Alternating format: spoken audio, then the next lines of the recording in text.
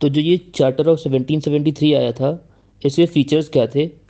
पहला फीचर ये था कि गवर्नर ऑफ बंगाल जो था उसकी पोस्ट को चेंज करके गवर्नर जनरल ऑफ बंगाल बना दिया गया था।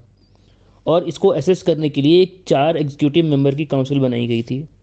जो पहला गवर्नर जनरल बना था वो वॉरेन हेस्टिंग बना था। रिमेंबर, ये गवर्नर जनरल ऑफ बंगाल है, गवर्नर जनरल ऑफ इंडिया नहीं। सेकेंड फीचर इसका ये था कि जो बॉम्बे और मद्रास प्रेसिडेंसीज के गवर्नर थे, उन्हें गवर्नर जनरल ऑफ बंगाल का सबॉर्डिनेट बना दिया गया था। वो एक तरह से जो बंगाल का गवर्नर जनरल होगा उसके जूनियर हो गए थे, specially in the matter of foreign affairs. कि जो भी फॉरेन के मैटर्स हैं, जो भी आसपास के राजाओं के साथ मैटर्स हैं, वो बिना बंगाल की गवर्नर जनरल की परमिशन के ये नहीं डील कर सकते थे, किसी और राजा पे वॉर नहीं कर सकते थे।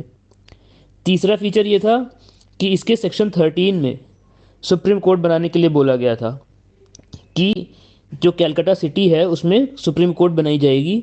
उसमें एक चीफ जस्टिस होगा और 3 अदर जजेस होंगे।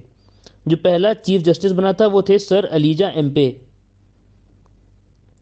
चौथा फीचर ये था कि जो भी कंपनी के सर्वेंट्स हैं वो अपनी कोई भी प्राइवेट ट्रेड नहीं कर सकते हैं।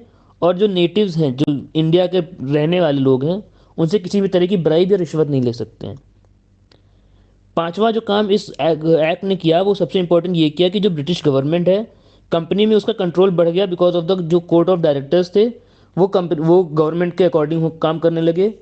और जो रेवेन्यू रिपोर्ट्स थे, जो भी सिविल मिलिट्री अफेयर जो इंडिया के हैं, उन सब चीज़ों की एक रिपोर्ट, एनुअल रिपोर्ट भेजी जाने लगी ब्रिटिश गवर्नमेंट को।